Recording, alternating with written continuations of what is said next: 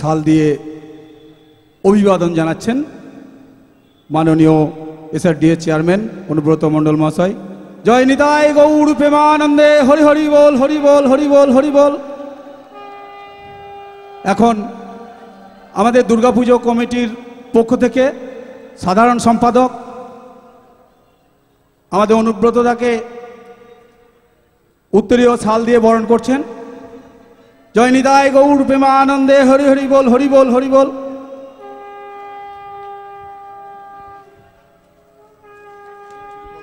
আমাদের এই দাদা 4000 শ্রীখোল বিতরণ করেছিলেন বোলপুরের মাঠে। আমি চোখের সামনে সেই 4000 শ্রীখোল বিতরণ দেখেছিলাম, সেই জন্য আপনাকে অসংখ্য ধন্যবাদ জানাই। যে গ্রাম বাংলার ঘরে ঘরে যাতে হরি সংকীর্তন, নাম সংকীর্তনের আনন্দে সবাই থাকতে পারেন, সেই জন্য যাদের খোল করতাল কেনার মতন ক্ষমতা ছিল না, সেই জন্য দাদা কিন্তু বোলপুরের মাঠে 4000 শ্রীখোল এবং তার সেই পরিমাণে করতাল হাতে হাতে মানুষকে তুলে দিয়েছিলেন। সেই জন্য আমি ভগবানের কাছে কামনা করি দাদা যেন সুখে থাকেন, আপনারাও সবাই যেন ভালো থাকুন। এই হরি সংকীর্তন হচ্ছে আমাদের আসল সম্পদ, সেটা আমরা সবাই যেন ধরে রাখতে পারি। কাজেই যেটা আমি দেখেছি সেটা তো অস্বীকার করতে পারবো না, কোনোদিন অস্বীকার করতে পারবো না। যার কাছে যে উপকারটি পাওয়া যায় সেটা অস্বীকার করা যায় না। 1000 খোল দেখেছিলাম মহানামব্রত ব্রহ্মচারী সম্মেলনে, আর 4000 খোল দেখেছি আমাদের অনুব্রত মণ্ডল মহাশয়ের 4000 খোল বিতরণ অনুষ্ঠানটায় আমি উপস্থিত ছিলাম, সেটাই দেখতে পেয়েছি। আমার কিন্তু খুব আনন্দ হয়েছিল দাদা। নিতাই গৌর হরিবোল। আর রাজনীতির আমি খুব বেশি জানি না বা বুঝি না, দাদারা অনেক কিছু জানেন, বোঝেন, সেই নিয়ে আমি কোনো কথা বলতে চাই না। কিন্তু একটা কথা না বললে নয়, যেটা আমরা পড়াশোনা করেছি, রাজনীতি না পড়লেও আমি কিন্তু পলিটিক্যাল সায়েন্স একটু পড়াশোনা করেছিলাম। তাতে আমি জানতে পেরেছিলাম যেটা, যে মুখ্যমন্ত্রীর দায়িত্ব কি, প্রধানমন্ত্রীর দায়িত্ব কি, রাষ্ট্রপতির দায়িত্ব কি, রাজ্যপালের দায়িত্ব কি, এগুলো আমাদের পড়াশোনার বিষয় ছিল। একটা জিনিস যেটা জানতে পারা যায় সেটা হচ্ছে যে কোনো দেশের রাজনীতি সুস্থ আছে কি না সেইটা জানার জন্য 5টা দিক আছে। সেই দেশের অর্থ ব্যবস্থাটা ভালো কিনা, সেই দেশের শিক্ষা ব্যবস্থাটা ভালো কিনা, সেই দেশের স্বাস্থ্য ব্যবস্থাটা ভালো কিনা, সেই দেশের কৃষিকর্মটা ভালো কিনা, আর সেই দেশের শিল্প বাণিজ্যটা ভালো কিনা। এই 5টা দিক যদি সুন্দরভাবে থাকে কোনো দেশে, তাহলে সেই দেশ কিন্তু, সেই দেশের রাজনীতি সুস্থ আছে।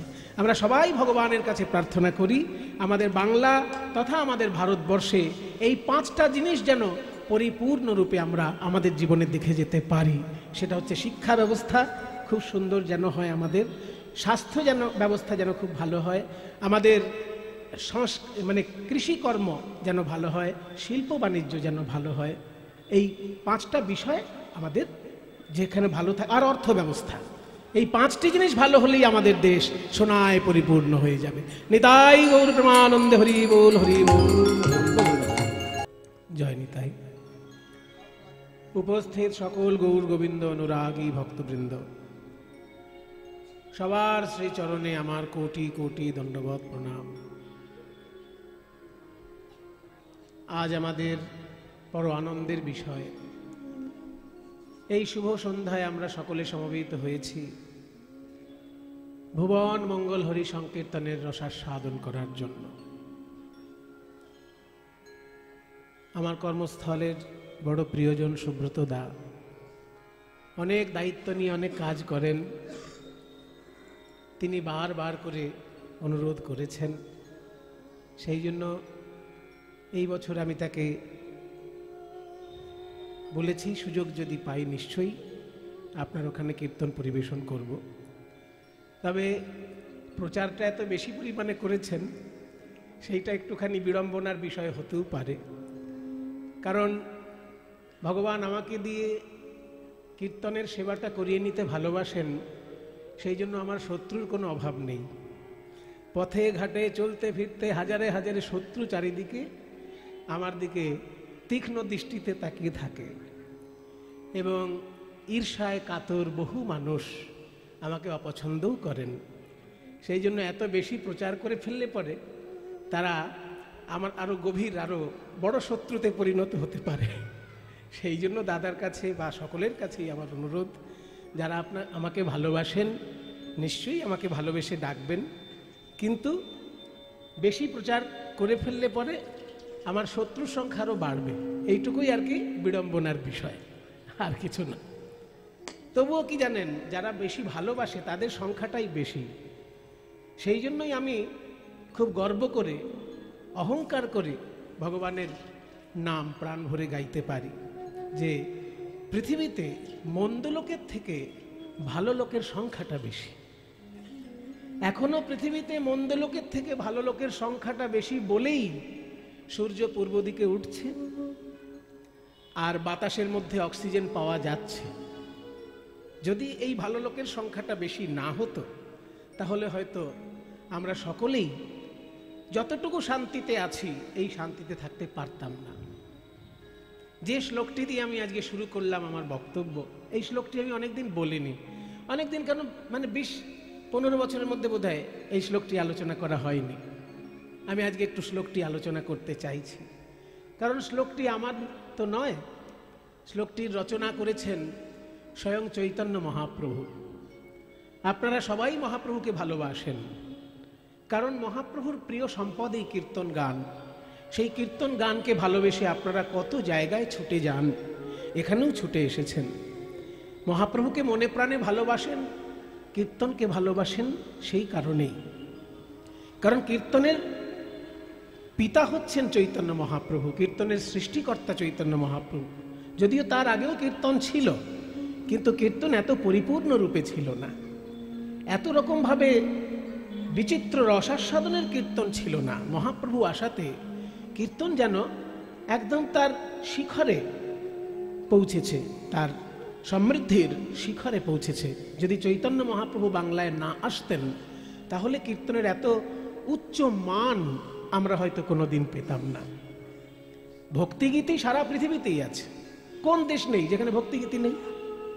সব দেশেই সব ধর্মের ভক্তিগীতি আছে, কিন্তু কীর্তনের স্থান আর এমনি ওর কোনো সাধারণ কোনো ভক্তিগীতির স্থান আকাশ পাতাল হয়ে যায়।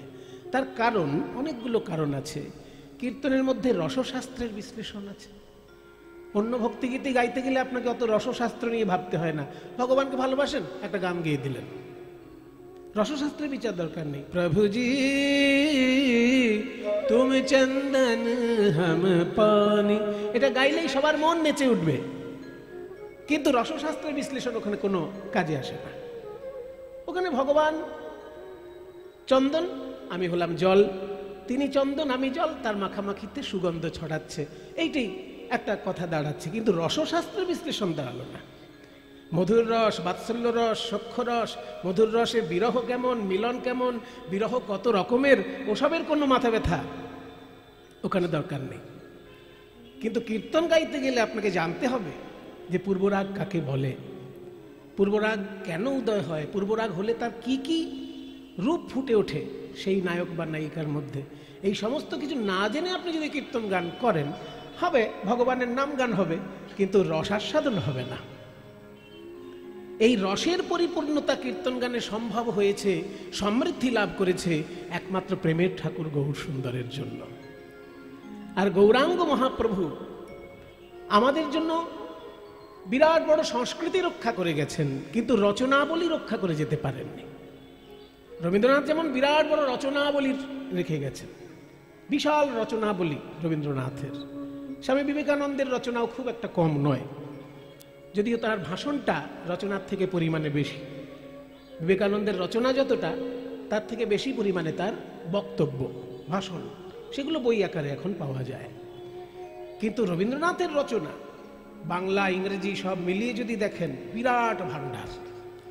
চৈতন্য মহাপ্রভুর কিন্তু রচনাবলীর ভাণ্ডার নেই, কয়েকটা মাত্র সংস্কৃত শ্লোক পাওয়া যায় যেগুলো চৈতন্য মহাপ্রভুর রচনা বলেই ইতিহাস স্বীকার করেছে।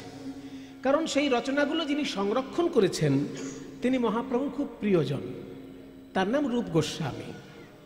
রূপ গোস্বামীর একটা নেশা ছিল সুন্দর সুন্দর কবিতাকে এক জায়গায় গুছিয়ে রেখে দেওয়া, সুন্দর সুন্দর কবিতা। সেই মহাপ্রভুর জন্মের 300-400 বছর আগের কবিতাও পাওয়া যায় তার রচনায়। হ্যাঁ, মহাপ্রভুর জন্মের আগে থেকে 300-400 বছর আগের যেসব কবিতা, সেগুলোও তিনি সংরক্ষণ করেছেন।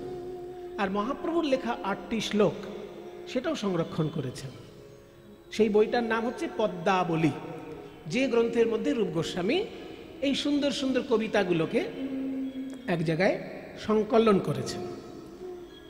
কৃষ্ণদাস কবিরাজ আবার সেই পদ্মাবলী গ্রন্থ থেকে 8খানা শ্লোকই চৈতন্য চরিতামৃতের মধ্যে রেফারেন্স হিসেবে ব্যবহার করেছেন।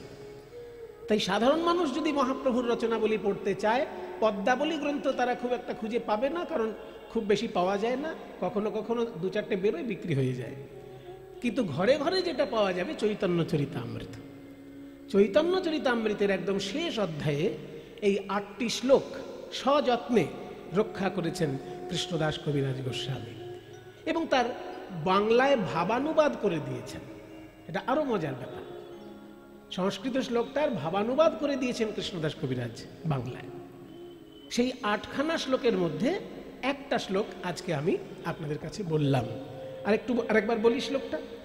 না ধনং না জনং না সুন্দরিং কবিতাং বা জগদীশ কাময়ে মম জন্মনি জন্মনীশ্বরে ভবতাদ ভক্তিরহেতু কে ত্বয়ি ন ধনং ন জনং ন সুন্দরিং কবিতাং বা জগদীশ কাময়ে মম জন্মনি জন্মনীশ্বরে ভবতাদ ভক্তিরহেতু কে ত্বয়ি भवताद् भक्तिरहैतु की त्वयि भवताद् भक्तिरहैतु की त्वयि भवताद् भक्तिरहैतु की त्वयि भवताद् भक्तिरहैतु की त्वयि मम जन्मनि जन्मनीश्वरे भवताद् भक्तिरहैतु की त्वयि भवताद् भक्तिरहैतु की त्वयि भवताद् भक्तिरहैतु की त्वयि। আপনারা শুনলেন, এবার বাড়িতে গিয়ে চৈতন্য চরিতামৃত খুলে মুখস্থ করে নেবেন। এইটা আপনাদের বাড়ির কাজ দেওয়া থাকলো। পরের আসরে যদি দেখা হয় আমাকে শুনিয়ে দেবেন মুখস্থ। তা নাহলে শুধু আসেন আর একটা পালা ঝালাপালা শুনে বাড়িতে চলে যান, এগুলো চলবে না। বাড়ির কাজ দেওয়া থাকলো এটা আপনাদেরকে, কারণ আমি তো বীরভূম ছেড়ে এখনই পালাচ্ছি না, যখন মনে হবে পালাবো, কিন্তু যতক্ষণ না পালাচ্ছি আপনাদেরকে আমি পড়া ধরবো। একটা পড়া ধরে দিলাম, একটা পড়া দিয়ে দিলাম আপনাদেরকে। মহাপ্রভুর লেখা শ্লোক, কাজে আপনারা মুখস্থ করতে বাধ্য। যদি বলতাম আমার লেখা শ্লোক, ও কারোর গায়ে লাগতো, মুখস্থ কিসের করতে, কেন করতে যাব, কোথাকার সুমন, কেন মুখস্থ করব? কিন্তু মহাপ্রভুকে তার বলতে পারবেন না কোথাকার মহাপ্রভু। আপনাদের প্রাণের ধন মহাপ্রভু, কে যেন তার লেখা শ্লোক আমি শুধু সুরে তালে একটু পরিবেশন করলাম, মুখস্থ করার দায়িত্ব আপনাদের রইল। এবার ব্যাখ্যা করি। মহাপ্রভু কৃষ্ণকে উদ্দেশ্য করে বলছেন যে আমি তোমার কাছে কি কি চাই না আর কি কি চাই। যেগুলো চাই না তার লিস্ট আগে ধরিয়েছেন, আর যেটা চাই সেটা একটাই জিনিস, সেজন্য শেষে আছে। যেটা যেটা চাই না সেইগুলোকে বাছাটা খুব কঠিন কাজ। মনে করুন আপনার কাছে 4টে জিনিস আছে, একটা বাড়ি আছে, একটা গাড়ি আছে, একটা শাড়ি আছে, এক থালা ভাত আছে। এবার এই 4টের মধ্যে কোনটা কোনটা আপনি বাদ দিতে পারেন সেটা ভাবাটা কঠিন। আপনি যদি প্রচন্ড লোভী লোক হন তাহলে বলবেন যে আমার ভাতও চাই না, শাড়িও চাই না, বাড়িটা যেন থাকে। 2 বছর পরে বাড়ির দাম ডবল হয়ে যাবে, বিক্রি করে দেবো। আর খেতে যে পাবো না ভাত না হলে, সেটা মাথায় ঢুকলো না। আগে তো খাবারটা চাই। সাধারণ লোক হলে বলতো যে আমার বাড়ি দরকার নেই, শাড়িও দরকার নেই, গামছা পরে কাটিয়ে দেবো, গামছা পরে কাটিয়ে দেবো, কিন্তু খেতে না পেলে বাঁচবো কি করে? ওই জন্য খাবারটা আগে দরকার। তাহলে 4টের মধ্যে কোন কোনটা চাই না আর কোনটা চাই, এটা বেছে বলাটায় খুব বুদ্ধি লাগে, বোকা লোকের কাজ নয়। যে কোনটা কোনটা চাই না এটা বলার ক্ষমতা দরকার হয় এবং বুদ্ধি লাগে, সেটা সবার হয় না। তাই মহাপ্রভু শিখিয়ে দিচ্ছেন আমাদেরকে যে কোনটা কোনটা চাই না। প্রথমেই এমন একটা জিনিস চাই না বললেন, সেটা শুনলে সকলে আপনাদের খারাপ লাগবে। না ধনং, ব্যাস। ন মানে না, আর ধনং মানে ব্যাস। টাকা পয়সা চাই না এটা কেউ কখনো বলতে পারে? কেউ বলতে পারে না। সাধারণ সংসারী লোক যদি টাকা পয়সা না জমায় তাহলে সে মহাপাপী। কিছু কিছু কথা বলে ফেলবো যা শুনে আপনাদের খারাপও লাগতে পারে, ভালোও লাগতে পারে, কিন্তু প্রচন্ড বাস্তব। সংসারী লোক যদি পয়সা না জমায় সে পাপ করছে, আর সন্ন্যাসী লোক যদি পয়সা জমায় তাহলে সে পাপ করছে। এটা আমার কথা নয়, চৈতন্য মহাপ্রভুর কথা। চৈতন্য মহাপ্রভুর জীবনীটা খুলে দেখুন, পেয়ে যাবেন সেইখানে।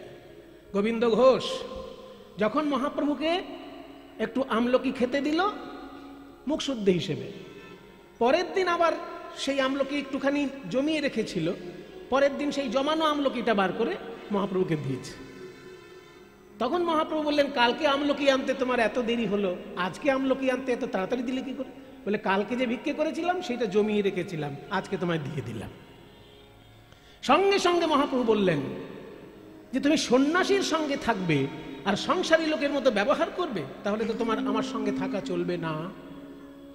কত কঠোর মহাপ্রভু দেখেছেন বৈরাগ্যের ব্যাপারে, কত কঠোর। এরকম কঠোর কজনকে পাবেন? বলছেন তুমি আমার সঙ্গে যখন থাকবে সন্ন্যাসীর নিয়ম মেনে চলতে হবে তোমাকেও, আমার সঙ্গে থাকবে অথচ তুমি সংসারী লোকের মতো ব্যবহার করবে, সেটা হবে না। সন্ন্যাসীর নাহি হয় সঞ্চয়ে অধিকার, অতএব আমি তোমায় করিলাম নির্ধার।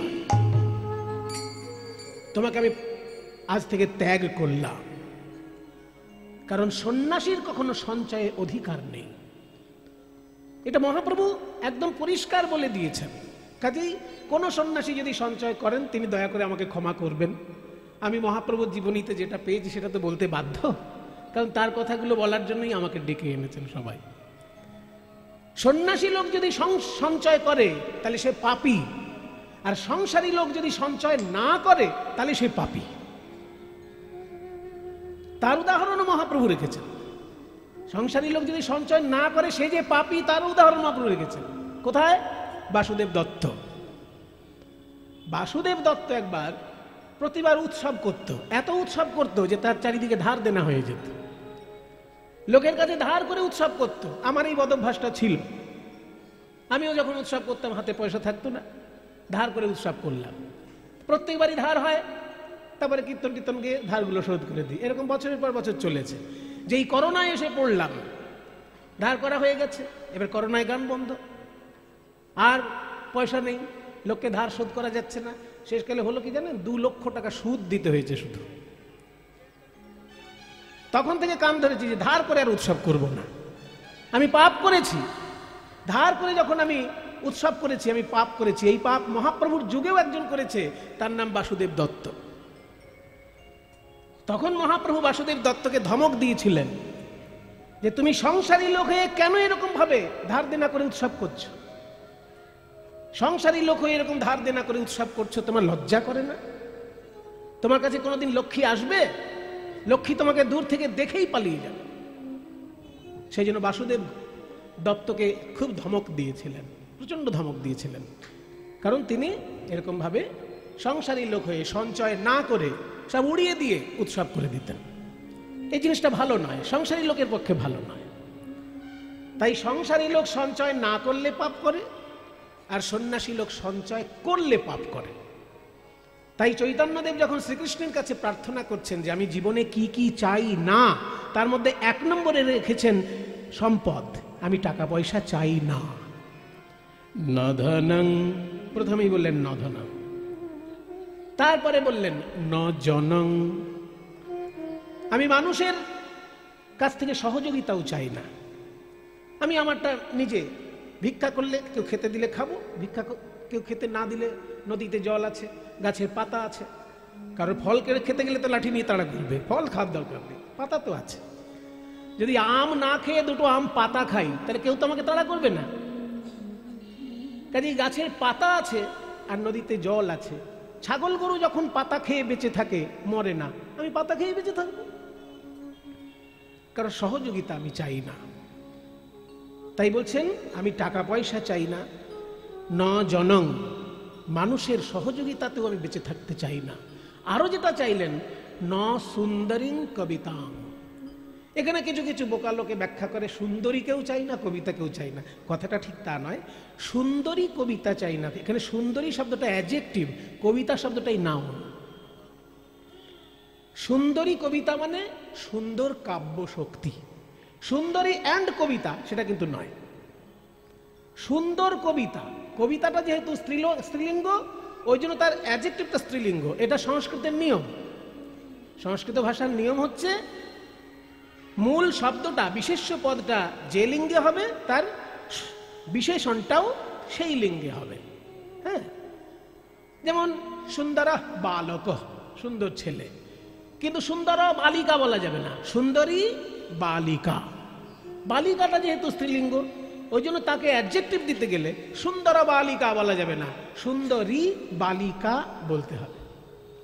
তাই কবিতা শব্দটা যেহেতু স্ত্রীলিঙ্গ, তার অ্যাডজেক্টিভটাও বিশেষণটাও স্ত্রীলিঙ্গ হবে। সুন্দরীং কবিতাং না ধনং না জনং না সুন্দরীং কবিতাং বা। তাহলে তিনটে জিনিস বললেন মহাপ্রভু আমি চাই না, যেগুলো পাবার জন্য লোকে ব্যাকুল থাকে। কবিতা লেখার ক্ষমতা সবার থাকে না। পৃথিবীর বুকে কবিতা লিখে বিশ্ববিখ্যাত হয়েছেন কবিগুরু রবীন্দ্রনাথ ঠাকুর, কিন্তু মহাপ্রভু বলছেন আমি সেটাও চাই না, কিন্তু তিনি লিখে ফেলেছেন কবিতা। যেটা লিখছেন সেটা কিন্তু কবিতাই।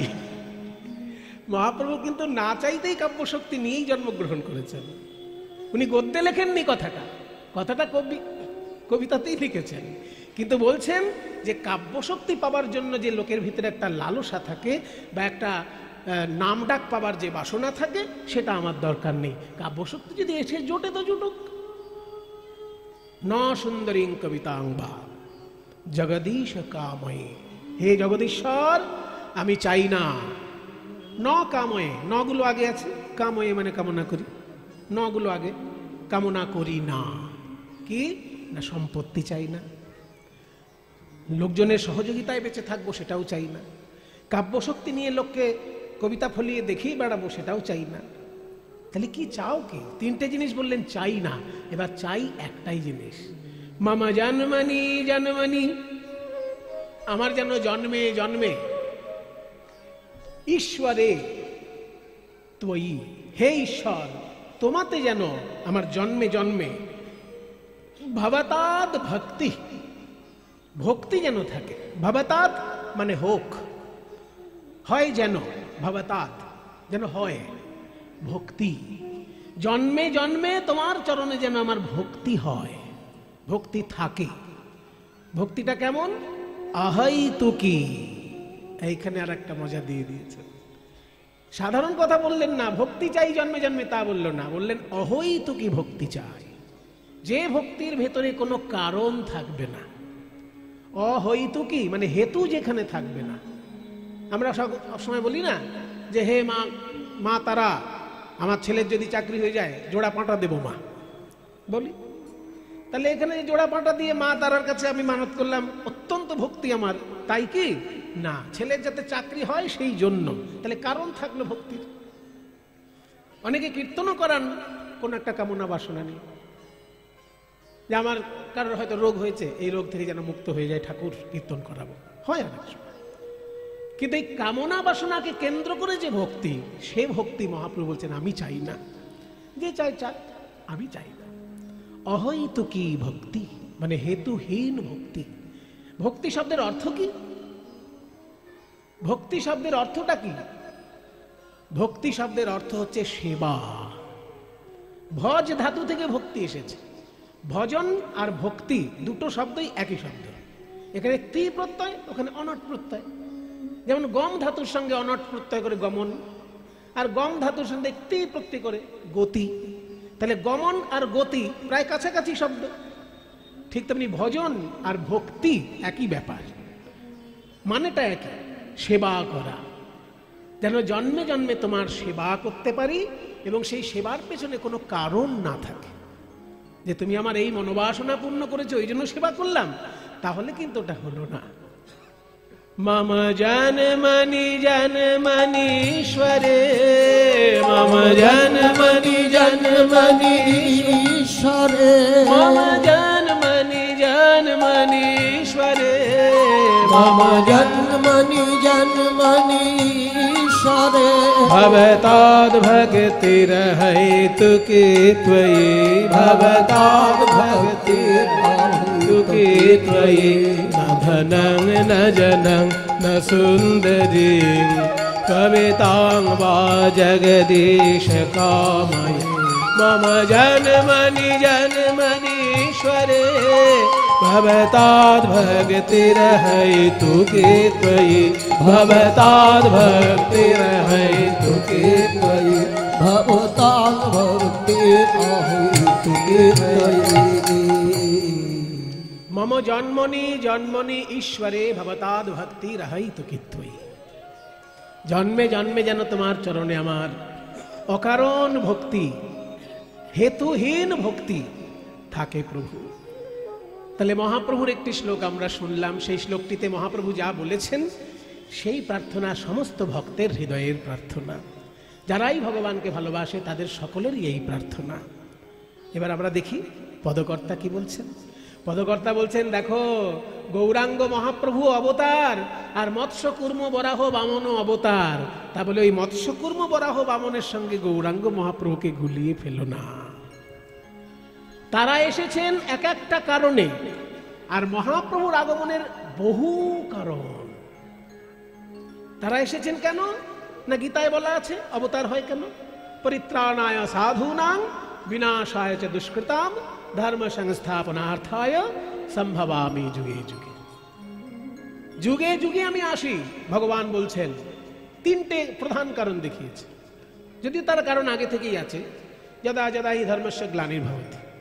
প্রথম কারণ হচ্ছে যখন যখনই ধর্মে গ্লানি এসে জমে যাবে, ভগবানের নিজের তৈরি ধর্ম, আর সেই ধর্মে যখন গ্লানি প্রবেশ করে, জুয়াচুরি ঠকবাজি যখন প্রবেশ করে, ধর্ম নিয়ে যখন মানুষের ক্ষতির কারণ হয়, তখন ভগবান নিজে নেমে আসেন সঠিক ধর্মকে রক্ষা করার জন্য। তাই বলছে ধর্মে যখন গ্লানি আসে তখন আমি আসি। অভ্যুত্থানম অধর্মস্য, যখন অধর্মের অভ্যুত্থান হয় তখন আমি আসি। পরিত্রাণায় সাধুনাম, সাধুদেরকে রক্ষা করার জন্য আমি আসি। বিনাশায় চ দুষ্কৃতাম, দুষ্কৃতীদেরকে বিনাশ করার জন্য আমি আসি। এবং ধর্ম সংস্থাপনার্থায়, ধর্মকে পরিষ্কার পরিচ্ছন্ন করে প্রতিষ্ঠা করার জন্য আমি আসি। এই পাঁচটা কারণ ভগবান দেখিয়েছেন কেন অবতার আসে। তো সেই একই কারণে কিন্তু মৎস্য কুর্ম বরাহ বামন নৃসিংহ সব অবতার, কারণ ওইগুলোই। কিন্তু চৈতন্যদেবের যে আগমন, তাতে শুধুমাত্র ধর্ম রক্ষা, দুষ্কৃতি দমন আর সাধু রক্ষা তা নয়, সাধুর পরিত্রাণ শুধু তাই নয়।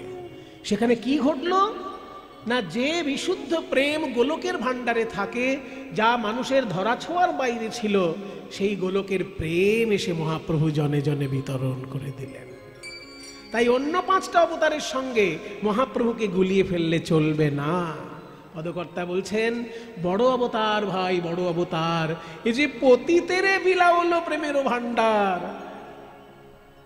গৌর অবতারের কথা বলছে, গৌরাঙ্গের অরুণার কথা কহিবারে নারী, সংকীর্তন মাঝে নাচে কুলের বৌহারি। মহিলাদেরকে সম্মান দেওয়া, এটা বড় বড় ধর্মের মধ্যে খুব বেশি দেখা যায় না। আপনি দেখুন অন্যান্য ধর্মের ক্ষেত্রে আমরা দেখতে পাই যে নারীদের সম্মান খুব বেশি কিন্তু নেই। তিনটে প্রধান ধর্ম, তো মূলত চারটে পাঁচটাই প্রধান ধর্ম আছে। পৃথিবীতে সব থেকে বেশি সংখ্যায় কোন ধর্মের লোক বাস করে? খ্রিস্টান। পৃথিবীতে খ্রিস্টান ধর্মের লোক সব থেকে বেশি। তার কারণ কি? তার কারণ হচ্ছে ইউরোপিয়ানরা যেখানেই গিয়ে দেশ দখল করেছে, সঙ্গে সঙ্গে খ্রিস্টান ধর্ম প্রচার করে দিয়েছে। তা নাহলে আফ্রিকার ওই জঙ্গলে কে চিনবে যীশু খ্রিস্টকে বলুন? আফ্রিকার যে জঙ্গলে মানুষ জীবনে সংস্কৃতির মানে সভ্যতার আলো জীবনে যারা দেখেনি, তারা কি করে যীশু খ্রিস্টকে চিনবে?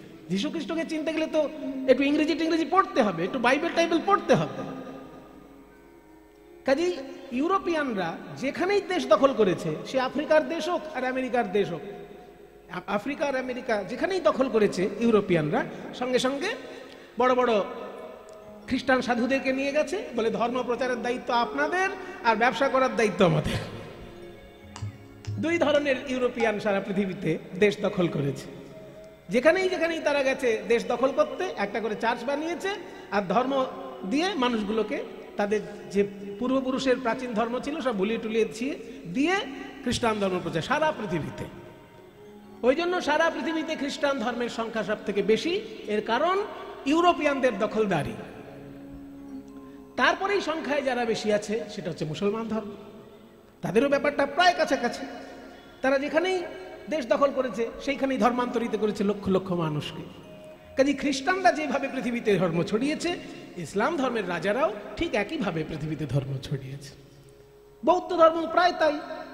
কারণ বুদ্ধ যখন ছিলেন বা তারপরে তার প্রভাবে যখন ওই উড়িষ্যার যে বিরাট যুদ্ধ হয়েছিল, রাজা অশোক নিজের ছেলেকে দিয়ে বিদেশে ধর্ম প্রচার করেছেন, নিজের মেয়েকে দিয়ে বিদেশে বৌদ্ধ ধর্ম প্রচার করেছেন।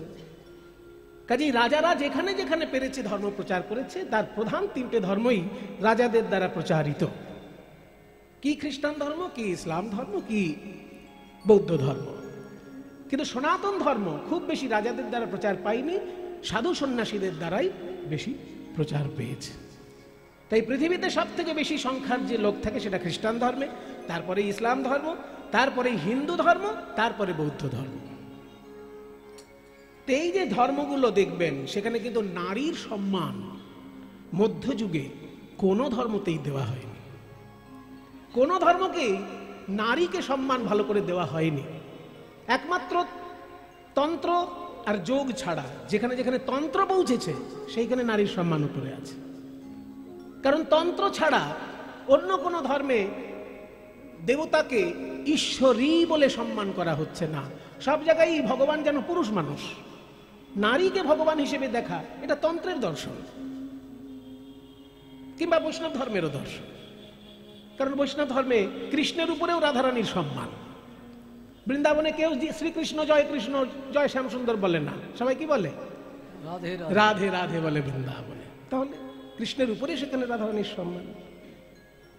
কাজী বৈষ্ণব ধর্ম আর তান্ত্রিকতা, এখানে কিন্তু নারীর সম্মান উপরে। বাকি সব ধর্ম, আপনি খ্রিস্টান ধর্মে দেখুন, গড তাকে যদি বলা হয় তাকে ফাদার বলা হয়, কই মাদার তো বলা হচ্ছে না।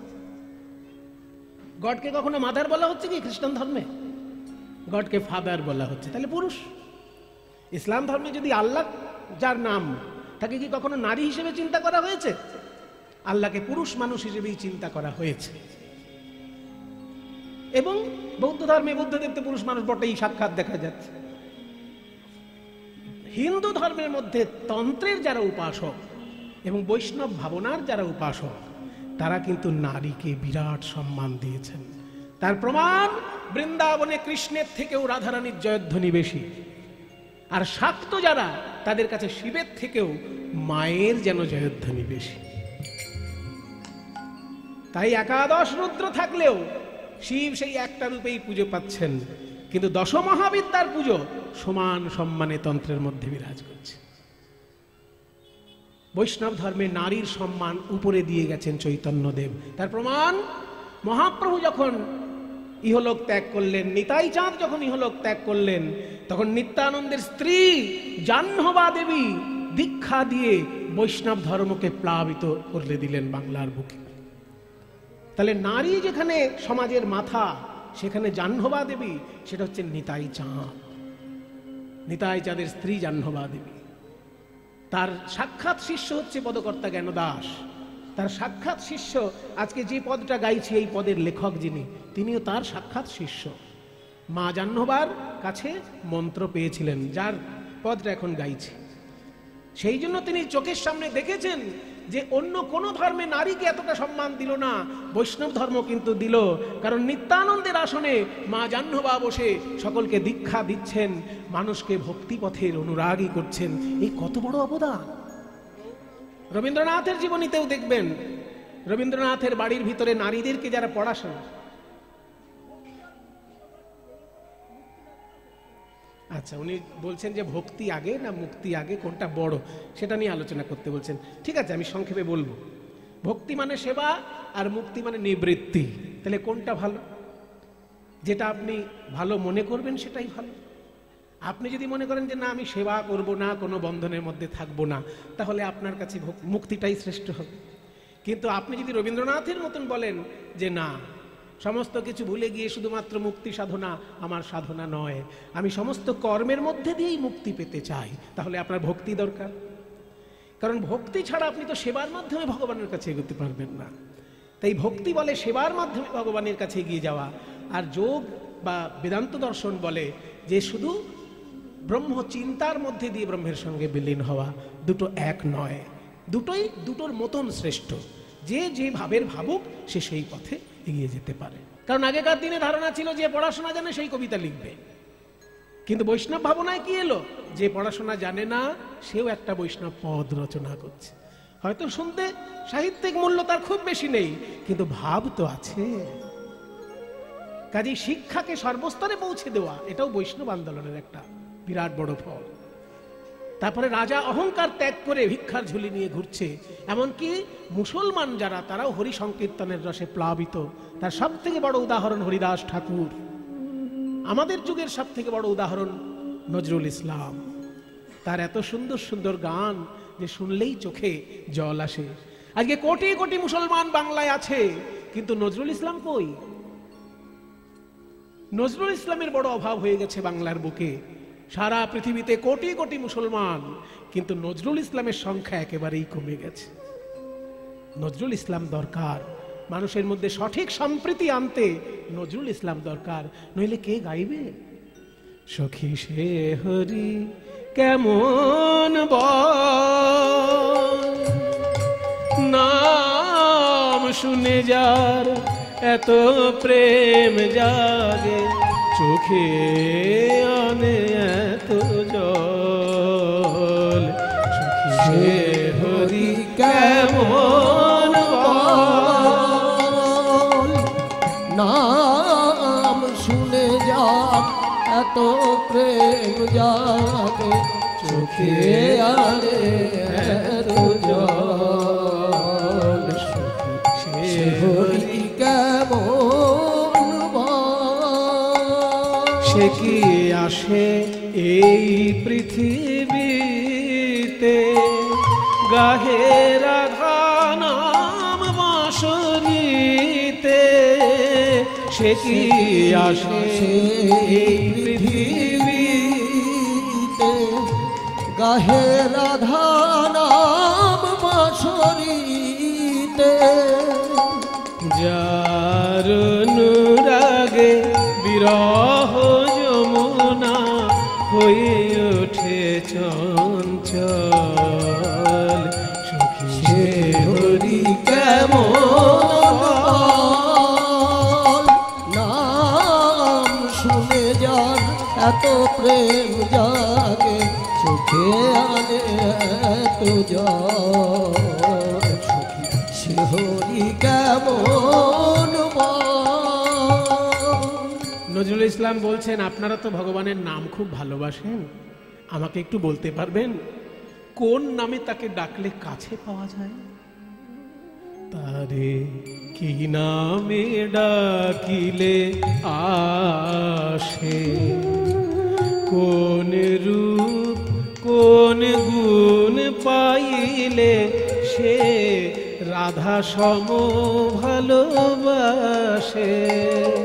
তারে কি নামে ডাকিলে আসে। সারে মামা মামা মামা গরে রে পামা পরে পামা গরে রে নিধনি পদ ম গম রে মগরে রে রে রে মামা মা বাবা pani ni ni sa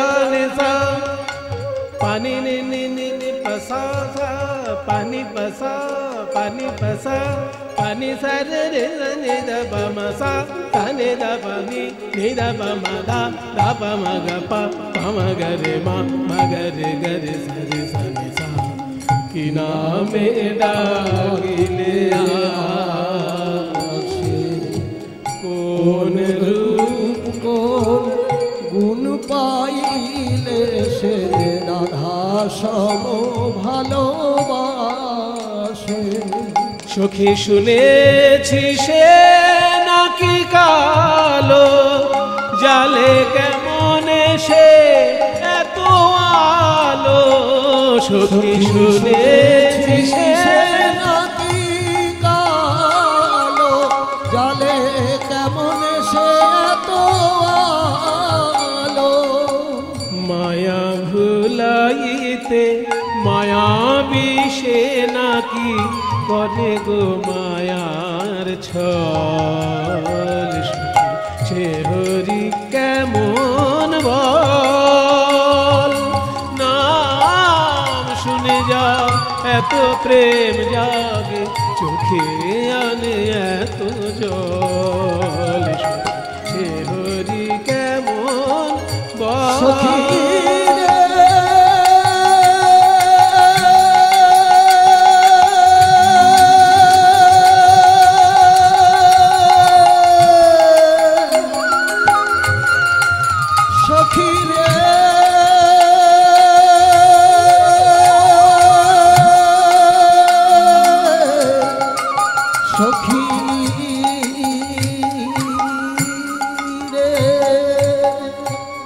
Nazrul Islam যে শুধু বড় কবি ছিলেন তা নয়, বড় মানুষ ছিলেন। যতটুকু আমি শুনেছি সরস্বতী পিসি এবং অন্যান্য আমাদের আচার্যদের মুখে, তারা বলেছেন হরিদাস করের কণ্ঠে কীর্তন শুনে তিনি হরিদাস করকে হাতে ধরে নিয়ে গেছিলেন রেডিওতে কীর্তন গাইবার জন্য। তাহলে এগুলো তো কীর্তন জগতে তার অবদান, এগুলো কি ভুললে চলবে? শুধু তিনি কবি নন, সমাজের ক্ষেত্রেও কীর্তনকে কতখানি ভালোবাসতেন যে হরিদাস করের কণ্ঠে কীর্তন শুনে তাকে সঙ্গে নিয়ে গিয়ে কীর্তন রেডিওতে গাইয়েছেন। এবং নজরুল ইসলাম নিজে রাধারানী দেবীকে অনেক কীর্তন শিখিয়ে দিয়েছেন এবং তার লেখা কীর্তন রাধারানী দেবী অনেক গিয়েছেন রেডিওতে। কাজী কীর্তন কতখানি ভালোবাসতেন নজরুল ইসলাম। আজকে মুসলমানের সংখ্যা প্রচুর বেড়েছে, কিন্তু নজরুল ইসলামের সংখ্যা বাড়ল কই? সারা পৃথিবীতে জঙ্গিদের দাপাদাপিতে আমরা অতিষ্ঠ হয়ে যাচ্ছি, কিন্তু নজরুল ইসলাম কই? এখন দরকার নজরুল ইসলামকে। তাই পদকর্তা বলছেন যে যবনেও নাচে গায় বলে হরিনাম, হেন অবতারে সে বঞ্চিত বলরাম। হেন অবতারে সে বঞ্চিত বলরাম রে, হেন অবতারে সে বঞ্চিত বলো রাম রে, হেন অবতারে সে বঞ্চিত বলো রাম রে, হেন অবতারে সে বঞ্চিত বলো বলরাম রে, হেন অবতারে।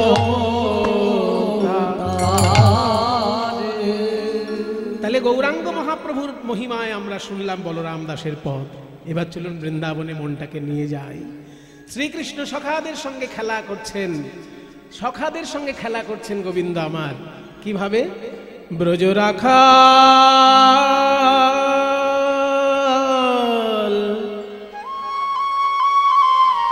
একটা অপ্রচলিত সুরে দাসপাড়ি তালের গান গাইছে। এটাও দ্বিজেন বাবু মানে দ্বিজেন দে মহাশয়ের শেখানো, রাধারমণ কর্মকারের প্রিয় দোহার দ্বিজেন দে। ব্রজ রাখাল, কীর্তন জগতে এই সুরটির নাম হচ্ছে সারং। দুপুরবেলার রাগ সারং, কীর্তনে এইটিকেই সারঙের রূপ বলা হয়। ব্রজ রাখাল যমুনার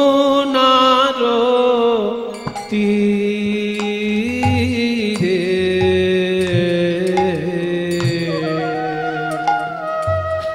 তরুতল সুশীতল রে, ব্রজ রাখাল যমুনার তীরে হরি বল। তরুতল সুশীতল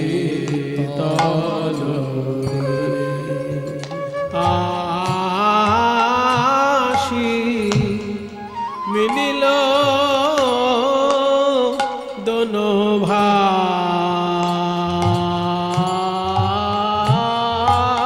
রে, সবে বলে ভাই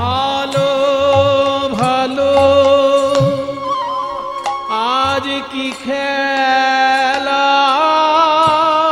খেলিবে বলো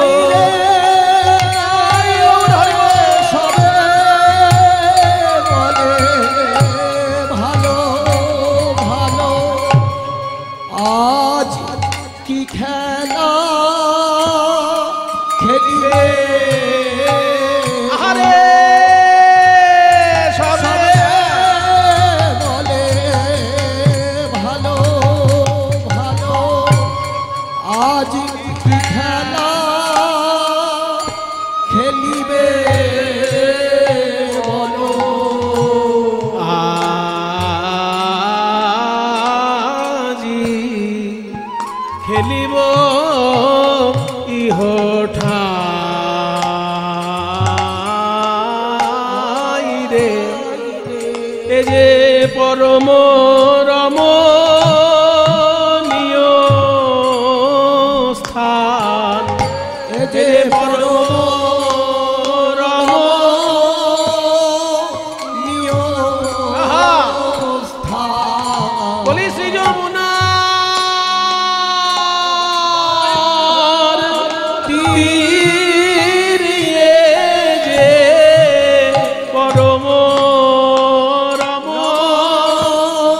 রমণীয় স্থান শ্রী যমুনার তীরে যে আমাদের রামকানায়ের বিহার ভূমি ওই শ্রী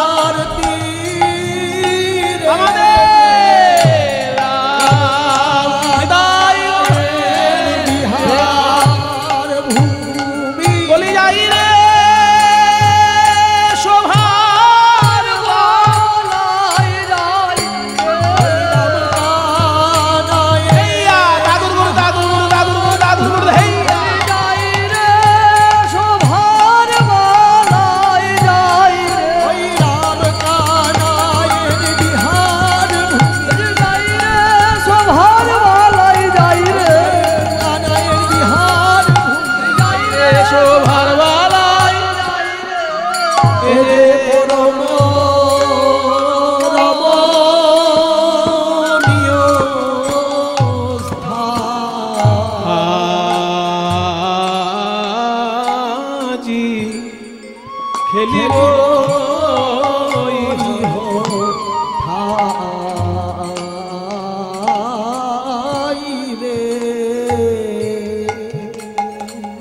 একটা দুর্লভ গানের রূপ আপনারা শুনলেন সারাং রাগে দাসপেরি তালে গানটি হল বলছে শ্রী যমুনার তীর রাম কানাইয়ের বিহার ভূমি এই যে পরম রমণীয় স্থান আজকে এখানেই আমরা খেলা করব এই খেলা তো করবি কিন্তু গভীর জঙ্গলে যেন যাবি না আজ আমরা রিভাবটা কমিয়ে রাখো একটু আজ আমরা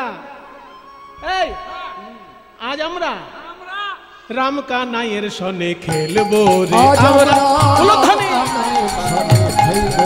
আমরা রাম কানাইয়ের সনে খেলবো রে আজ আমরা রাম কানাইয়ের সনে খেলবো রে রাম কানাইয়ের সনে খেলবো রে খেলা খেলবো রে খেলা খেলবো রে খেলা খেলবো রে খেলা খেলবো রে খেলা খেলবো খেলবো আমরা দূর বনে যাব না খেলবো রে আমরা দূর বনে যাব না খেলবো রে দূর বনে যাব না আমাদের মা মানা করেছে আমাদের মা মানা করেছে দূর বনে যাব না আমাদের মা মানা করেছে দূর বনে যাব না মা মানা করেছে খেলা খেলবো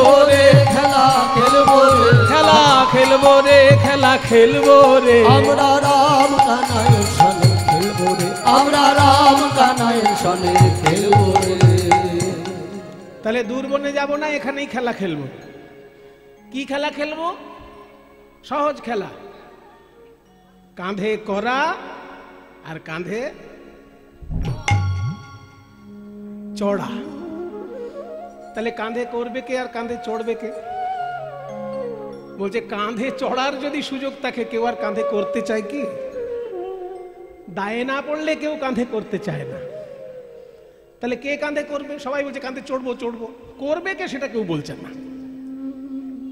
তাহলে লটারি করা হোক, যার কপালে লেখা থাকবে কাঁধে করা, সেই কাঁধে করবে।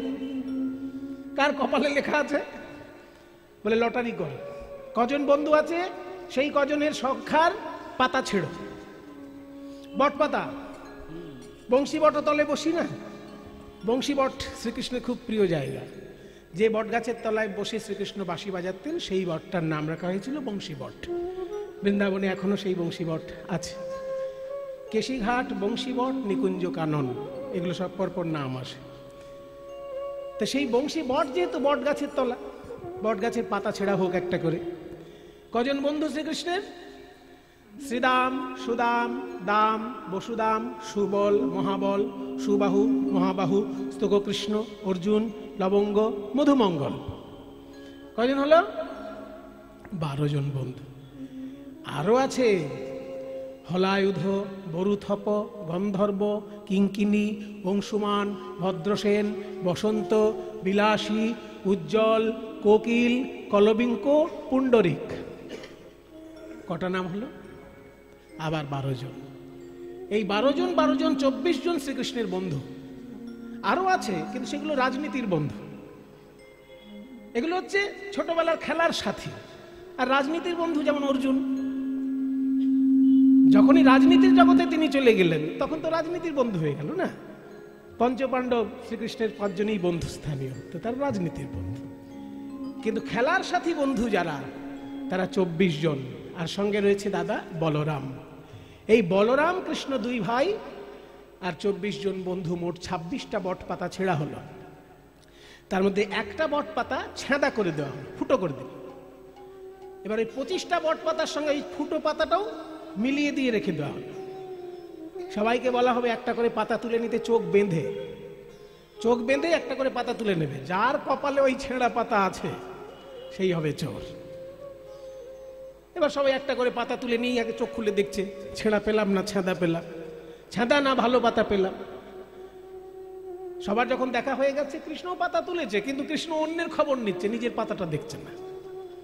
এই সুদাম, তুই কেমন পেয়েছিস? সুদাম, সুবল, আমিও ভালো পেয়েছি। তুই? আমিও ভালো। সবাই তো ভালো পাতা পেয়েছে। এবার সবাই বলছে কানাই তোর পাতাটা দেখি। কৃষ্ণ তো নিজের পাতা এখনো দেখেনি। কৃষ্ণ বলছে আমার পাতাটা আগে আমিই দেখিনি, এখনো তো দেখিনি। কপালে কি আছে কে জানে, আমার কপালে তো কখনো ভালো থাকে না। ছোটবেলা থেকে যত রাজ্যের অসুর আমার পেছনে লেগে রয়েছে। ওই পুতনা, অঘাসুর, বকাসুর, সকটাসুর, বৃন্দাবনে আর কি কোনো ছেলে নেই? সব আমার পেছনে। দেখি আমার কপাল। যেই দেখেছে, এ বাবা এ কি? চোর চোর কানাই চোর, চোর চোর চোর চোর। এই তো পেয়েছি, কানাই যখন চোর, তাহলে কানাই সবাইকে কাঁধে করবে। সেটা বলছে ভালো ভালো, তোদের কাঁধে চাপার ইচ্ছা হচ্ছে কাঁধে চাপবি, একদম চোর বলবি না। চোরকে চোর বলবো না তো কি? চোরকে চোর বলা? আমি যখন ছানা মাখন চুরি করি আমি একা খাই, তোরাও তো খাস। চুরি করার খাবার যে খাবে সেও চোর, তা আমার কাঁধে চাপ। শ্রীকৃষ্ণ শ্রীরাম সুদামকে কাঁধে নিয়ে চলেছেন। সুদামারে লইয়া কানাই ছুটিতে লাগিল, সুদামারে লইয়া কানাই ছুটিতে লাগিল, সুদামারে লইয়া কানাই ছুটিতে লাগিল, ওই সুদামারে লইয়া কানাই ছুটিতে লাগিল। বট তলে আসি উপনীত হলো, আর পপ্প আম্র বৃক্ষ তলে উপনীত হলো।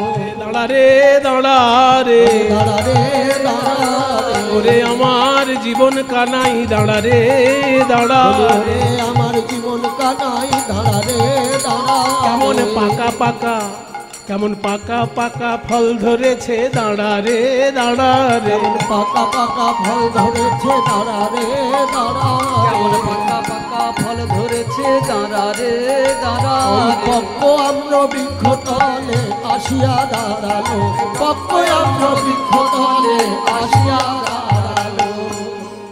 এ কানাই দাঁড়া, তাড়াহুড়ো করিস না, এটা পাকা আম, এই মাথার সামনে ঝুলছে, দাঁড়া পেড়েনি। সুদামা যেই পাকা ফলটি পেড়েছে, ওই পাকা ফল পাকা আমটি পেয়ে সুদামা ভাবছে আমি আগে খাবো না কানাইকে আগে দেব। আমি পেয়েছি যখন আমারই খাওয়া উচিত, কিন্তু আমরা তো বৃন্দাবনের রাখাল, ভাই কানাইকে না দিয়ে তো আমাদের ভালো লাগে না খেতে, তাই আমি ছাড়িয়ে কানাইয়ের মুখে ধরি, কানাই খাক, তারপর বেঁচে থাকলে আমি খাবো। নেরে কানাই, এই পাকা ফল বৃন্দাবনে ফলেছে, বড় সুস্বাদু এই পাকা আম, তুই খা রে কানাই খা। আমাকে কাঁধে বইছিস বলে তোর পরিশ্রম হচ্ছে, ক্ষুধা পেয়েছে, তা বলে যেন পুরো আমটা আবার খেয়ে নিস না। তুই মা যশোদার কোলে বসে এত খাস। পদকর্তারা কি লিখেছেন কৃষ্ণের খাওয়া সম্পর্কে?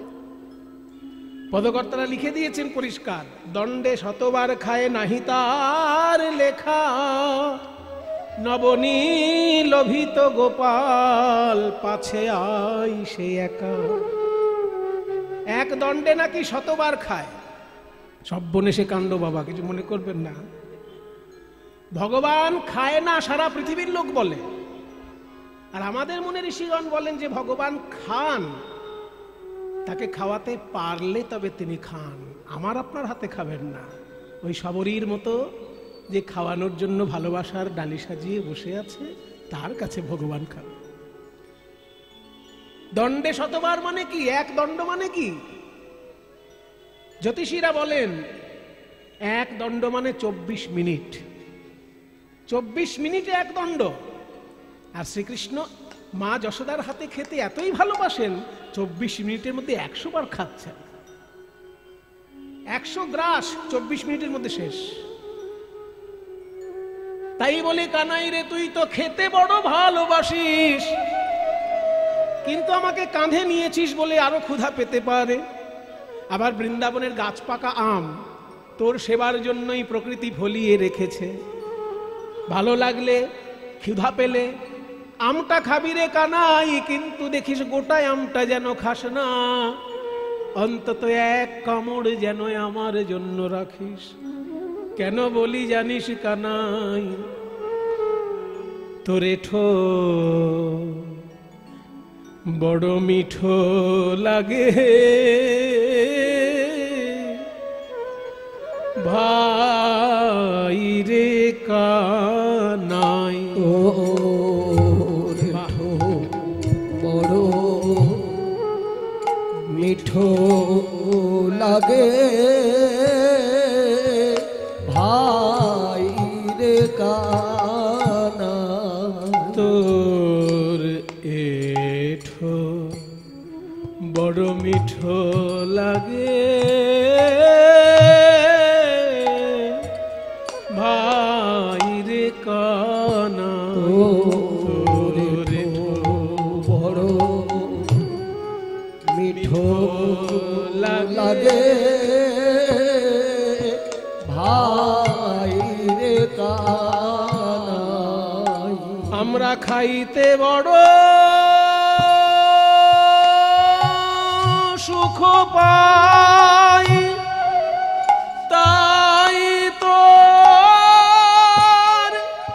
এঠো কানাই রে খাইতে বড় সুখ পাই, তাই তো এঠো খাই। খেতে খেতে তোর মুখ হতে আমাদেরকে দিতে হলো ভাই তোর মুখ হতে